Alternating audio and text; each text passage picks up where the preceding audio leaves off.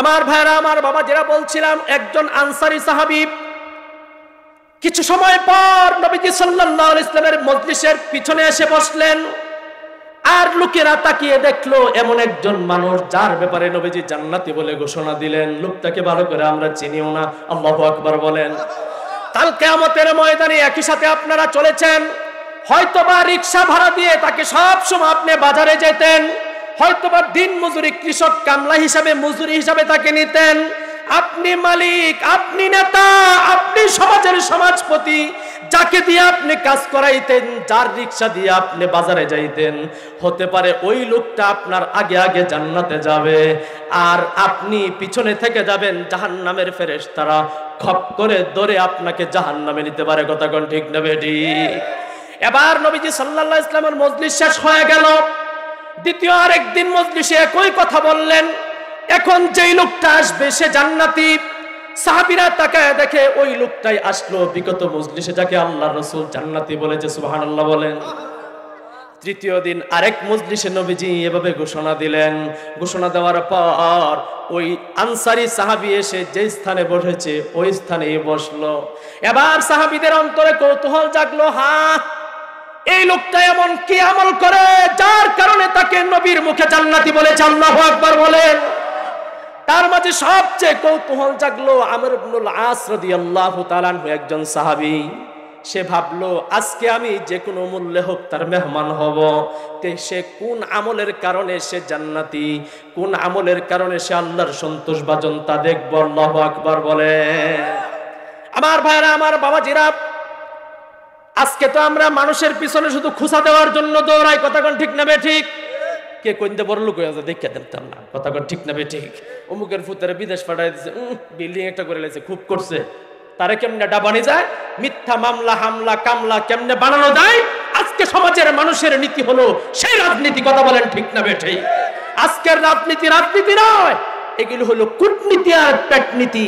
পারিবারিক দ্বন্দ্ব, সামাজিক দ্বন্দ্ব, এলাকা ভিত্তিক দ্বন্দ্ব, এগুলো হলো কূটনীতি। আর রাষ্ট্রীয়ভাবে যেই দ্বন্দ্ব রাজনীতি, সেগুলো হলো পেটনীতি। কথা বলেন ঠিক না বেঠিক? আজকে পরিষ্কার এই স্বাধীন বাংলায় জানিয়ে দিতে চাই, আর কোন ধরনের কূটনীতি আর পেটনীতি এই দেশে চলবে না। কথা কোন ঠিক না বেঠে? এজন্য আমার ভাইরা, আমার বাবাজিরা, সাহাবীদের আমল ছিল তারা কে কিভাবে ভালো হয়, ভালো গুণগুলো অর্জন করা, সেভাবেই জান্নাতি হওয়ার ফিকির করা। দুনিয়াতে ডেভেলপ হবে এই চিন্তা তাদের ছিল না। এবার আমর ইবনুল আস রাদিয়াল্লাহু তাআলা আনহু দৌড়ে গেলেন, ওই সাহাবীর মেহমান হবেন। সাহাবী বলল, ঠিক আছে, তোমাকে আমার বাড়িতে মেহমান হিসাবে গ্রহণ করলাম। 3 দিন পর্যন্ত মেহমান হিসাবে থাকলেন। তারপরে দেখলেন নামাজ কিভাবে পড়ে, শেষ রাত্রের তাহাজ্জুদের আমল, সকালবেলায় ইশরাকের আমল, সন্ধ্যাবেলার আওয়াবিনের আমল, কোরআন তিলাওয়াতের আমল, জিকির আজকারের আমল, সমস্ত মামুলাতগুলো একদিন নয়, 2 দিন নয়, 3 দিন পর্যন্ত দেখার পর দেখলেন আমার আমল আর আনসারী সাহাবী আমলের মাঝে কোনো ব্যবধান নাই। 3 দিন পরে সমাধান না পায়া তারপরে বলল, ভাই আমি চলে যাই। তো কেন চলে যাবেন? আপনাকে তো আমি দাওয়াত দিয়ে আনি নাই। নিজে স্বেচ্ছায় মেহমান হলেন। স্বেচ্ছায় যে আসে সে ইচ্ছায় যাইতে পারে না। কথা কোন ঠিক না বেঠিক? এবার সাহাবী জিজ্ঞাসা করলেন, ঠিক আছে ভাই, 3 দিন আপনি আমার বাড়িতে থাকলেন, কোন উদ্দেশ্যে থাকলেন, কি কারণে থাকলেন? আপনার সাথে তো আমার আত্মীয়তার সম্পর্ক নাই। তখন আমর ইবনুল আস রাদিয়াল্লাহু তাআলা আনহু ডেকে বললেন, ভাইজান, আসলে সত্য বিষয়টা হলো আমি মেহমান হতে আসি নাই। 1 দিন নয়, 2 দিন নয়, 3 দিন নবীজি আমাদের মজলিসে আপনাকে জান্নাতি বলেছেন। আল্লাহু আকবার বলেন। আপনাকে কোন কারণে নবীজি জান্নাতি বললেন? কোন কারণে নবীজি আল্লাহর সন্তোষভাজন বান্দা বললেন? কোন আমলের কারণে? ওই আমলটা চিহ্নিত করতে এসেছিলাম, কিন্তু দুঃখিত চিহ্নিত করতে পারলাম না। শেষ পর্যন্ত আপনাকে জিজ্ঞাসা করি, কোন আমলের কারণে এই স্তর পাইলেন? আল্লাহু আকবার বলেন। ওই আনসারী সাহাবী ডাক দিয়া বলে, ভাই এটা তো কঠিন প্রশ্ন, এমন কোন আমল আমার নাই যে আমলের কারণে আমি জান্নাতি হতে পারবো। আল্লাহু আকবার বলেন। আজকে তো আমি আপনি 3 দিন তাবলীগে গিয়া আর সিল্লা একটা লাগায়া মোটামুটি ভাবে কোন রকম মুফতি হইয়া হুজুর একখানা হইয়া নিজের অনেক বড় মনে করি। কথা কোন ঠিক না বেঠিক? আর লাগাতার 2-3 দিন তাহাজ্জুদ পড়া যায় আর তাসবিহ তোলার সুযোগ হয়, আমি মনে হয় আল্লাহর ওলি দরবেশ, আমার নামে জান্নাত কাওলা হয়ে গেছে। কথা কোন ঠিক না ঠিক? অথচ আবু বকর রাদিয়াল্লাহু তাআলা আনহু জীবনের শেষ নিঃশ্বাস পর্যন্ত উনি ভয় করেছেন যে আমি ঈমান নিয়ে যাইতে পারি কিনা। সুবহানাল্লাহ বলে। যে যত বড় তার চিন্তা তত বড় ছিল। আজকে আমি আপনি সামান্য দিন বুঝে দিন মেনে নিজেদেরকে বড় দিনদার মনে করি। এটাই আমাদের সবচেয়ে বড় মূর্খতা আর অজ্ঞতা। কথা বলেন ঠিক না ঠিক? আমার ভাইরা, আমার বাবা যারা শেষ পর্যন্ত যে বিষয়টা তিনি বললেন, ও ভাই তুমি আমাকে একটা জটিল প্রশ্ন করলাম, এই প্রশ্নের কোনো সমাধান আমি পাচ্ছি না, তবে একটা জিনিস আমি প্রতিদিন করি যা অন্যদের মাঝে আমি খুব কম পাই, সেটা হলো মানুষের সাথে চলাফেরা করি, দাওয়াত ইসলামের কাজ করি, বহু মানুষের সাথে আমার সাক্ষাৎ হয়। আমি একজন কৃষিবিদ, আমি একজন ব্যবসায়ী, কৃষিকাজ করি, ব্যবসা করি। ব্যবসা এবং কৃষিকাজের ওসিলায় যত মানুষের সাথে দেখা হয় সবার কথাগুলো ভালো লাগে না। কেউ বা গালি দেয়, কেউ বা আমাকে কষ্টদায়ক কথা বলে, কেউ বা আমাকে হিংসা করে, কেউ বা আমার সাথে বিদ্বেষ করে, কেউ বা আমাকে রাগ গুসায় বিভিন্ন ধরনের কথা বলে, কিন্তু প্রতিরোধ আমি করি না। সুবহানাল্লাহ বলেন। যে প্রতিরোধ করে না, প্রতিশোধ নেয় না, একমাত্র আল্লাহর জন্য তার প্রতিশোধ যিনি নেন তিনি কে? জোরে আওয়াজ দিয়ে বলেন কে? আজকে জ্বলন্ত প্রমাণ, 200 আলেম উলামার নামে যেই তালিকা হয়েছিল, শত শত আলেম উলামাদেরকে নির্দোষে জেলখানায় নেওয়া হয়েছিল, রিমান্ড দেওয়া হয়েছিল অন্যায়ভাবে। তার বিচার যিনি করেছেন তিনি কে? জোরে আওয়াজ দিয়ে বলেন আল্লাহু আকবার। জোরে আওয়াজ দিয়ে বলেন আল্লাহু আকবার। আল্লাহ সকলকে হেদায়েত দান করেন, সকলে বলে আমিন।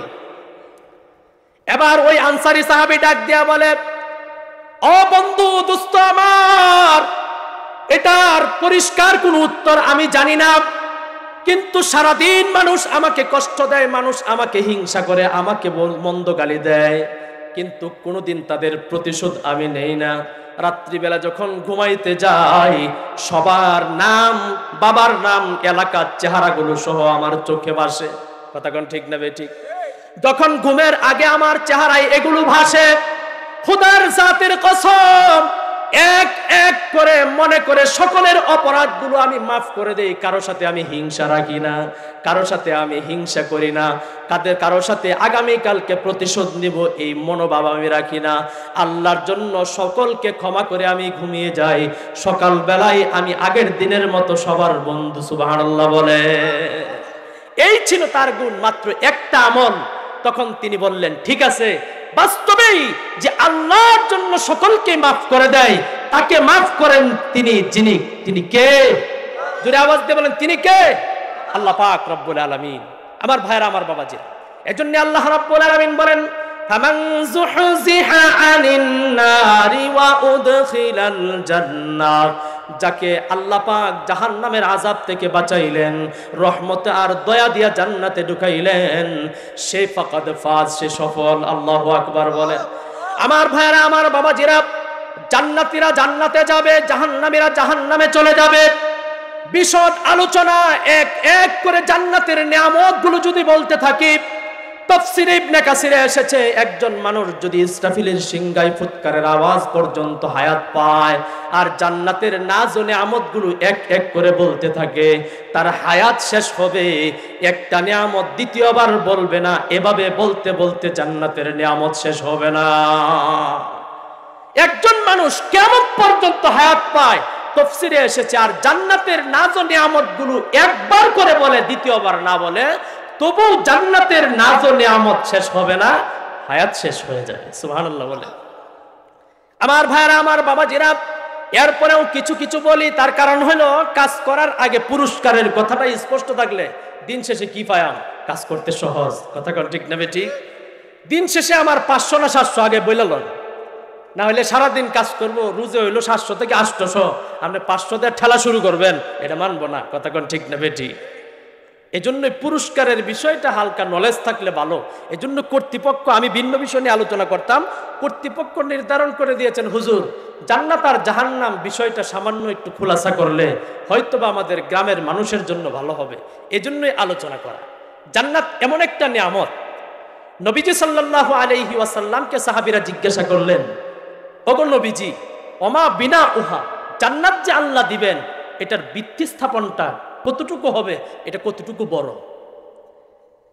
জান্নাত এত বিশাল, এত বিশাল, সর্বনিম্ন জান্নাতি মানুষকে যেই জান্নাত দেওয়া হবে মিসলাদ দুনিয়া ওয়া আশারাতু আমসালিহা, সেই জান্নাতটা হবে এই সাত আসমান সাত জমিন মিলে যে পরিমাণ, তার থেকে আরো 10 গুণ বড়। সুবহানাল্লাহ বলেন। আমার ভাইরা, আমার বাবাজিরা, এত বড় জান্নাত দিয়া কি করব? জান্নাতীরা জান্নাতে যখন যাবে এ ধরনের 3.5 হাত বডি নিয়ে যাবে না। জান্নাতীরা যখন জান্নাতে যাবে 60 যিরাআন তুলহু, 60 যিরাআন, তাদের এক একজনের বডি হবে 60 গজ। আল্লাহু আকবার বলেন। ফি আরদি 7 আযরুইন, এবং পাশে হলো 7 গজ, উপরে লম্বায় 60 গজ আর পাশে হলো 7 গজ। এত বিশাল দেহ নিয়ে একজন মানুষ যখন আমি আপনি জান্নাতে যাব, আল্লাহ আমার দেহটা কেমন বড় করে দিবেন। সুবহানাল্লাহ বলেন।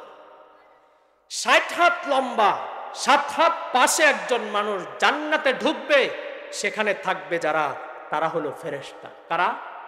কারণ আল্লাহ জিব্রাইলকে এবং জিব্রাইলের দলবর ফেরেশতাদেরকে আল্লাহ সেবার জন্য জান্নাতে রেখেছেন। কথা কোন ঠিক না ঠিক? আমার ভাইরা, আমার বাবাজিরা, একজন মানুষ যখন জান্নাতে ঢুকবে, ওয়াল মালাইকাতু ইয়াদখুলুনা আলাইহিম মিন কুল্লি বাবিন, প্রত্যেক দরজায় স্বাগত জানানোর জন্য আল্লাহ হাজার হাজার ফেরেশতা দাঁড় করায় রাখবে। জান্নাতি জান্নাতে ঢুকছে, আমার মতো আপনার মতো গরিব মানুষগুলো, অসহায় মানুষগুলো, ঈমান নিয়ে যারা, আমল নিয়ে যারা মরতে পেরেছি, তারা জান্নাতে ঢুকবে। আমার আপনার মতো ছোট মানুষটা 60 হাত লম্বা, 7 হাত বডি নিয়ে জান্নাতে যখন ঢুকবে, ফেরেশতারা আমন্ত্রণ জানাবে, ইয়াউমা ইয়ালকাউনাহা ফিহা, ইয়াউমা ইয়ালকাউনা ফিহা তাহিয়াতাও ওয়া সালামা। আল্লাহু আকবার বলে। ফেরেশতারা সালাম দিবে, আসসালামু আলাইকুম। সালামের ওয়াজ গেছে না? ওই যে আমাদের মুরব্বী হুজুর মফিজুর রহমান সাহেব সালাম সম্পর্কে গুরুত্বপূর্ণ আলোচনা করেছেন। সালাম মেড ইন জান্নাত। দুনিয়াতে জান্নাতের কোম্পানির যেই জিনিসটা আছে সেটা হলো সালাম। যদি আওয়াজ দিয়ে বলেন সেটা কি? সালাম।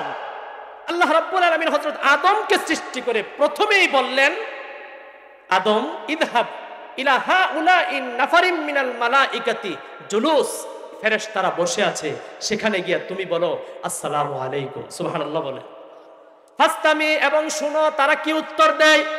আদম আলাইহিস সালাতু ওয়াস সালাম গেলেন, সালাম দিলেন, তারা সালামের উত্তর দিল আলাইকুমুস সালাম ওয়া রাহমাতুল্লাহ। বুখারী riwayate এসেছে ফাজাদুহু রাহমাতুল্লাহ, তারা রাহমাতুল্লাহ বাড়ায়া বলল। আল্লাহু আকবার বলেন। ওদিকে আমি যেতে চাই না, এভাবে সালাম দিবে, ফেরেশতারা বলবে সালামুন আলাইকুম, সালামুন আলাইকুম, দুনিয়াতে থাকতে কষ্ট করে এসেছো, সালামুন আলাইকুম বিমা সাবারতুম ফানি'মা উকবাদ্দার। আল্লাহু আকবার বলেন। তোমাদের উপর সালাম, তোমাদের উপর সন্তুষ্টি, আল্লাহর শান্তি বর্ষিত হোক। সালামুন আলাইকুম তিবতুম ফাদখুলুহা খালিদিন। আল্লাহু আকবার বলেন। সেখানে শুধু থাকবে সালাম আর সালাম। জান্নাতে কোনো কষ্ট, জোরে আওয়াজ দিয়ে বলেন, জান্নাতে কোনো কষ্ট নাই। জান্নাতে কোনো কষ্ট নাই, জান্নাতে আছে শুধু সুখ আর সুখ। আল্লাহু আকবার বলে। জান্নাতে শুধু সুখ। আল্লাহ রাব্বুল আলামিন বলেন, লা ইয়াসমাউনা ফিহা লাগওয়া ওয়ালা তা'সীমা ইল্লা কিলান সালামান সালামা। আল্লাহু আকবার বলেন। শুধু সালাম আর সালাম। জান্নাতীরা জান্নাতে যাওয়ার পর শুধু সালাম বিনিময় হবে। স্ত্রী আসবে বলবে সালামুন আলাইকুম, ফেরেশতারা আসবে বলবে সালামুন আলাইকুম, খাদেমরা আসবে বলবে সালামুন আলাইকুম। এভাবে সালাম বিনিময় চলতে থাকবে। কিন্তু যার জন্য গেলাম এখনো পর্যন্ত তার দেখা হয় নাই। শেষ পর্যন্ত সাতা আলাইহিম নূরুন, হঠাৎ একটা আলো চলে আসবে। আলো আসার পর বলবে, তোমরা কি তোমাদের নিয়ামতে খুশি কিনা? বলে খুশি। সকলের সালাম হয়েছে, সর্বশেষ আমি আল্লাহ সালাম শিখিয়েছিলাম, সালামুন কাওলাম মির রাব্বির রহিম। আল্লাহু আকবার বলে। আল্লাহ রাব্বুল আলামিন সর্বশেষ সালাম দিয়ে বলবেন তোমরা জান্নাতে থাকো। সুবহানাল্লাহ। জান্নাত মাটির তৈরি নয়, লাবিনাতুম মিন যাহাবিন। জান্নাতের প্রাসাদের একটা ইট হলো স্বর্ণের, আর একটা ইট রূপার। মিলাতুহাল মিসকুল আযফার। আর জান্নাতের মিশ্রণ হলো দুই ইটের মাঝখানে, সেটা হলো মেশকাম। সুবহানাল্লাহ। ওয়া তুরবাতুহা জাফরান। মাটিটা হবে একেবারে জাফরানের। মাউদাউ সাউতিন ফিল জান্নাতি। জান্নাতের এক চাবক পরিমাণ জায়গার দাম খায়রুম মিনাদ দুনিয়া ওয়া মা ফিহা। দুনিয়া এবং দুনিয়াতে যা কিছু আছে সবচেয়ে দাম বেশি। সুবহানাল্লাহ বলে। দুনিয়াতে পচারচা, সামান্য একটু ক্ষেত লইয়া লাইল লইয়া ভাই ভাইয়ের ভিতরে দ্বন্দ্ব আছে না নাই? চাচা ভাতিজার মধ্যে দ্বন্দ্ব আছে না নাই? বাপ পুতের মধ্যে দ্বন্দ্ব আছে না নাই? কথা বলেন ঠিক না বেঠিক? কি নিচ্ছি আর কি ছাড়ছি? কথা বলেন ঠিক না বেঠিক? আমার ভাইরা, আমার বাবাজিরা, এবার আল্লাহ রাব্বুল আলামিন জান্নাতের ভিতরে ওয়ালাকুম ফিহা মা তাশতাহি আনফুসুকুম ওয়ালাকুম ফিহা মা তাদউন। জান্নাতের ভিতরে মানুষ যা চাবে তাই পাবে। সুবহানাল্লাহ বলেন। আল্লাহ রাব্বুল আলামিন জান্নাতকে গাছপালা দ্বারা সাজিয়েছেন। ইন্না ফিল জান্নাতি লা শাজারাতান। জান্নাতের ভিতরে যেই সমস্ত গাছগুলো আছে, মাহফিল জান্নাতি শাজারাতুন ইল্লা ওয়াসুকুহা মিন যাহাবিন। জান্নাতের সবগুলো গাছ স্বর্ণে দ্বারা বাঁধা। সুবহানাল্লাহ বলেন। সব স্বর্ণের গাছ, ছোট না অনেক বড়। হাদিস শরীফে এসেছে মাহফিল জান্নাতি ইন্না ফিল জান্নাতি লা শাজারাতান ইয়াসিরুর রাকিবু ফি জিল্লিহা মিআতা আম। জান্নাতের গাছ এত বড় হবে, জান্নাতের গাছের ছায়ায় যদি একজন মানুষ 100 বছর সে যদি ঘোড়া দৌড়ায়, একটা গাছের ছায়া শেষ করতে পারবে না। সুবহানাল্লাহ। আর জান্নাতের গাছগুলোতে থাকবে বিভিন্ন ধরনের রকমারি ফল। ফিহা ফাকিহাতুন কাসীরাতুল লা মাকতুআতিন ওয়ালা মামনুআ। জান্নাতের মাঝে তবে রকমারি ফল। ফল দ্বারা আল্লাহ রাব্বুল আলামিন জান্নাতকে সাজাবেন, ফুলের দ্বারা আল্লাহ জান্নাত সাজাবেন। জান্নাতের ভিতরে মানুষ যা চাবে তাই পাবে। জান্নাতের ফলগুলো খাওয়ার জন্য মন চাবে। আল্লাহ বলেন ওয়াদানিয়াতান আলাইহিম জিলালুহা ওয়া যুল্লিলাত কুতুফুহা তাযলিলা। আল্লাহু আকবার বলেন। জান্নাতীরা যখন জান্নাতের ফল খাওয়ার জন্য মন চাবে, আল্লাহ রাব্বুল আলামিন বলেন ওয়াদানিয়াতান আলাইহিম জিলালুহা ওয়া যুল্লিলাত কুতুফুহা তাযলিলা। জান্নাতের ফলগুলোকে জান্নাতীদের আওতাধীন করে দেওয়া হবে। আল্লামা ইমাদুদ্দিন ইবনে কাসির রাহমাতুল্লাহি আলাইহি বলেন, জান্নাতের ফলগুলো মানুষের আওতাধীন করে দেওয়ার অর্থ হলো, মানুষ যদি বসে থাকে মন চাই ফল খাইতে, ফলের গাছের ডাল তার মুখের সামনে এসে পড়ে থাকবে। সুবহানাল্লাহ বলেন। ওই জান্নাতি লোকটা যখন দাঁড়াবে, জান্নাতের গাছটাও একটু উঁচু হয়ে দাঁড়িয়ে যাবে। সুবহানাল্লাহ বলেন। আবার যখন জান্নাতি লোকটা শুয়ে পড়বে, জান্নাতের গাছটাও এভাবে নিচু হয়ে ওই শোয়া জান্নাতি লোকটার মুখে ফল পড়ে থাকবে। সুবহানাল্লাহ বলেন। জান্নাতের একটা ফল যখন মুখে দিবে, আল্লাহ পাক শুধু একটা ফলের মাঝে 70 রকমের স্বাদ দিবেন। সুবহানাল্লাহ। একবার জান্নাতি ফলের ভিতরে কামড় দিলে এক রকমের স্বাদ, একই ফল দ্বিতীয় আরেক কামড়ে আরেক রকমের স্বাদ, তৃতীয়বার আরেক কামড় দিলে আরেক রকমের স্বাদ। আল্লাহু আকবার বলেন। আল্লাহ রাব্বুল আলামিন বলেন ফিহা ফাকিহাতুন কাসীরা। আমি আল্লাহ জান্নাতের ভিতরে সব রকমের খাবার দাবারের ব্যবস্থা রেখেছি। পানি পান করার জন্য আল্লাহ বলেন মাসালুল জান্নাতিল্লাতী উইদাল মুত্তাকুন। ও মুত্তাকিন, তোমাদের জন্য আমি আল্লাহ পাক জান্নাত সৃষ্টি করেছি। কেমন জান্নাত? ফিহা আনহারুম মিন মাইন গায়রি আসিন। আর্সেনিক মুক্ত পানি, আয়রন মুক্ত পানির জন্য আমরা কত করি, কথা কোন ঠিক না বেঠিক? আল্লাহ রাব্বুল আলামিন বলবেন, যদি সুস্বাদু স্ফটিকের মতো সুন্দর পরিশুদ্ধ পানি পান করতে চাও, দুনিয়ার পানি হবে না। দুনিয়াটাই তো ভেজাল, কথা কোন ঠিক না বেঠিক? দুনিয়া ভেজাল, দুনিয়াতে যা কিছু আছে সবকিছুই ভেজাল। আমি আপনিও ভেজাল, ঠিক না বেঠিক? ভেজাল মুক্ত দুনিয়া কোনোদিন হবে না। দুনিয়া ভেজাল মুক্ত যদি তুমি চাও তাহলে হবে জান্নাত। সুবহানাল্লাহ বলেন। আল্লাহ রাব্বুল আলামিন বলেন ফিহা আনহারুম মিন মাইন গায়রি আসিন, আমি আল্লাহ পরিশুদ্ধ নহরের ব্যবস্থা করে রেখেছি। ওয়া ফিহা আনহারুম মিন লাবানিল লাম ইয়াতাগায়্যার তা'মু, সেখানে রাখছি দুধের নহর। হাফ কিছু দুধ কিনতে পারলে মনের মধ্যে খুব ভালো লাগে, কথা ঠিক নেবে ঠিক। এরপরেও চিন্তা দুধে পানি মিশাইলো নাকি, লোক না না দুধের মধ্যে পানি মিশাইছি না, পানির মধ্যে দুধ মিশাইছি, কথা ঠিক নেবে ঠিক। একই তো কথা, লাউ দাও লাউ দাও দেয়া লাউ কাটি নাই, লাউ দেয়া দাও কাটছি, কথা তো একটাই, কথা ঠিক নেবে ঠিক। আল্লাহ রাব্বুল আলামিন বলেন ভেজাল যুক্ত দুনিয়াতে ভেজাল মুক্ত জিনিস পাইবা না।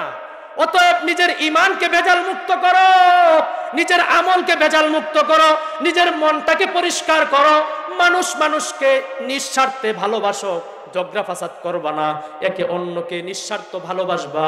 সবচেয়ে ভালোবাসবেন যিনি তিনি কে?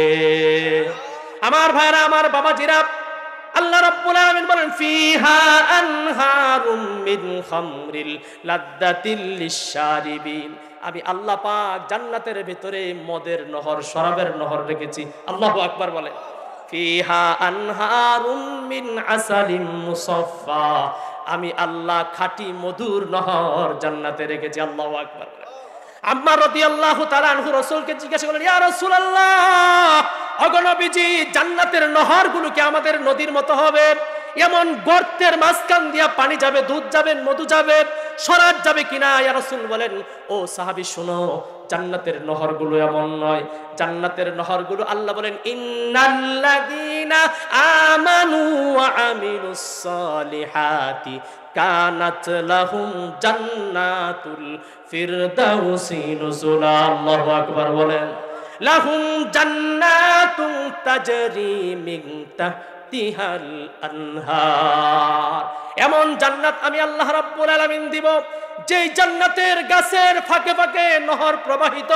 সাহাবী জিজ্ঞাসা করলেন, ইয়া রাসূলুল্লাহ, ইয়া হাবিবাল্লাহ, আমাদের নহরগুলোর মতো, নদীগুলোর মতো এমন গর্তওয়ালা নদী হবে নাকি কোন রকম?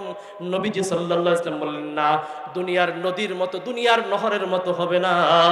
জান্নাতের নহরগুলো জমিনের উপর দিয়ে হবে। আল্লাহু আকবার বলেন। জমিনের উপর দিয়ে পানি এভাবে উঁচা হয়ে যাইতে থাকবে, জমিনের উপর দিয়ে দুধ উঁচা হয়ে যাইতে থাকবে, দুই সাইড দিয়ে পড়বে না। আল্লাহু আকবার বলেন।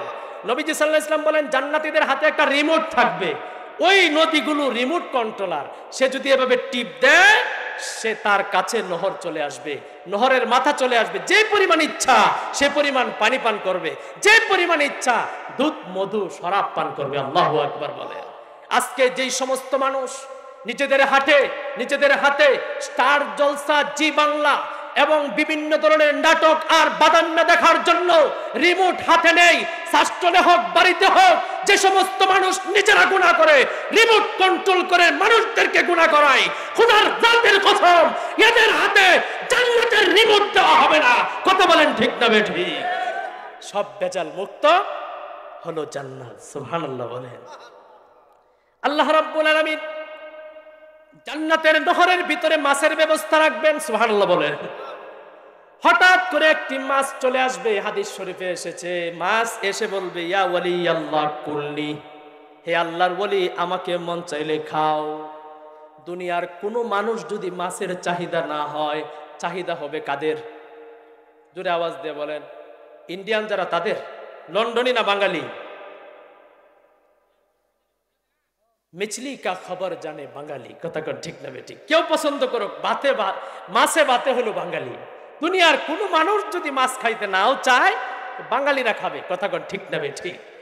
এজন্য আমার ভাইরা, আমার বাবাজিরা, জান্নাতের ভেতরে আল্লাহ রাব্বুল আলামিন সব রকমের সুখ শান্তি রেখেছেন।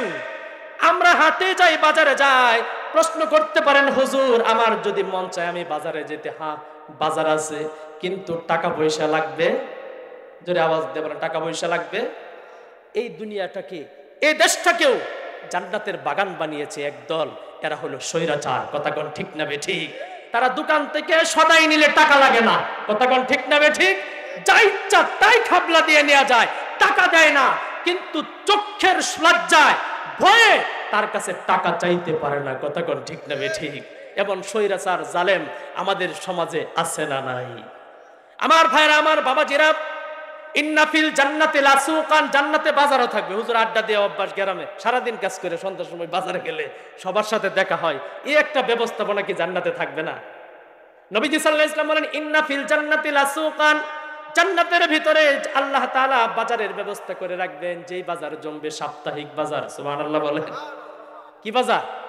সাপ্তাহিক বাজার। শুক্রবারে জুমার নামাজের পর, অর্থাৎ জুমার নামাজ যে সময় হয় এই টাইমে এই বাজারটা জমবে। আল্লাহু আকবার বলেন।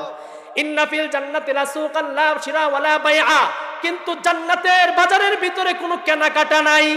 এই শপিং মলের ভিতরে শুধুমাত্র দোকানদার যারা আছে তারা পণ্য নিয়ে বসে থাকবে, তারা হলো ফেরেশতা। যার যা মন চায়, টাকা পয়সা লাগবে না, তার মনের ইচ্ছা মতোই নিয়ে যাবে। আল্লাহু আকবার বলেন। হুজুর পার্লার থাকবে নি? মহিলারা প্রশ্ন করতে পারে, হুজুর আমরা পার্লারে যাইতে চাই, কিন্তু হুজুর আপনারা নিষেধ করেন, কারণ রূপ লাগ করা হারাম, দাঁত চিকন করা হারাম, চুল কাটা মহিলাদের জন্য সেটাও হারাম। কিন্তু জান্নাতের ব্যবস্থা থাকবে কিনা? নবীজি সাল্লাল্লাহু আলাইহি ওয়াসাল্লাম বলেন, ইল্লাস সুওয়ার লিররিজালি ওয়ান নিসা, একটা বাজার থাকবে, সেই বাজারে শুধু পার্লার। সুবহানাল্লাহ বলেন। ইল্লাস সুওয়ার, ওই বাজারে কোনো পণ্য থাকবে না, ওই বাজারে শুধু আকৃতি। দুনিয়ার যে সমস্ত যুবক তারা তো অমুক নায়ক দেখে, অমুক নায়িকা দেখে, অমুক গায়ক দেখে, অমুক গায়িকা দেখে, অমুক নায়ক কিভাবে চুল কাটলো, সে কিভাবে গাইলো, এভাবেই চলতে চায়। হুজুর এটা কেমন? এটা কি জান্নাতে আছে? বলে আছে। জান্নাতের ভিতরে আল্লাহ রাব্বুল আলামিন চিত্র রেখে দিবেন, ফটো, মেয়েদের ছবি, ছেলেদের ছবি। সেখানে যাওয়ার পর যার যেটা মন চাই, সামনে দাঁড়াইতে দেরি, তার মতো হতে দেরি না। আল্লাহু আকবার বলে। এজন্য আমার ভাইরা, আমার বাবাজিরা, আল্লাহ রাব্বুল আলামিন বললেন, ফামান যুহজিহা আনিন নারি ওয়া উদখিলাল জান্নাতা ফাকাদ ফাজ, যাকে জাহান্নামের আগুন থেকে বাঁচানো হলো, জাহান্নামের আযাব থেকে যাকে বাঁচানো হলো, জান্নাতে যাকে যাওয়ার তৌফিক দেওয়া হলো, সেই লোকটা সফল। সুবহানাল্লাহ বলেন। ইন্নাল্লাযীনা আমানু ওয়া আমিলুস সালিহাতি লাহুম জান্নাতুন তাজরি মিন তাহতিহাল আনহার যালিকাল ফাউজুল কাবীর। জান্নাতে যাওয়াকে আল্লাহ ফাউজুল কাবীর বলেছেন, ফাউজুল আযীম বলেছেন। আল্লাহ রাব্বুল আলামিন বলেন, ইন্নালিল মুত্তাকিনদের জন্য মহান সফলতা রয়েছে। এজন্য আমার ভাইরা, আমার বাবাজিরা, একটা জিনিস এতক্ষণ আলোচনার মাধ্যমে যা বুঝলাম সেটা হলো পরকালের প্রতি আমাকে বিশ্বাস করতে হবে, এটা ঈমানের একটা বৃহৎ অংশ। কথা বলেন ঠিক না বেঠিক? বুঝতে পারলাম বামরাম নাস্তিক যে সমস্ত কথা বলে, যা দেখি না তা মানি না, যা বুঝি না তা মানি না, তাদেরকে আমরা জারজ বলে ঘোষণা দিলাম। কথা বলেন ঠিক না বেঠিক? আমার ভাইরা, আমার বাবাজিরা, শেষ একটা স্লোগান দিয়ে শেষ করব। আখিরি নবীকে যারা, খতমে নবুয়তের দাবিদারদেরকে যারা গালি দেয়, আখিরি নবীকে যারা শেষ নবী মানে না, তারা কাদিয়ানীরা কাফের। কথা বলেন ঠিক না বেঠিক? কারণ যার জন্যই দুনিয়ার সৃষ্টি, যার জন্যই তামাম পৃথিবীর সৃষ্টি, যার উসিলাই সিন্নি খাইলাম, মোল্লা চিল্লা না, তুমি দেশ ছেড়ে চলে যাও, এ দেশে তুমি থাকবা না। কথা বলেন ঠিক না বেঠিক? আল্লাহ পাক আমাদেরকে বুঝা আমাদের তৌফিক দান করে সকলে বলে আমিন। ওয়া আখিরু দাওয়ানা আলহামদুলিল্লাহ।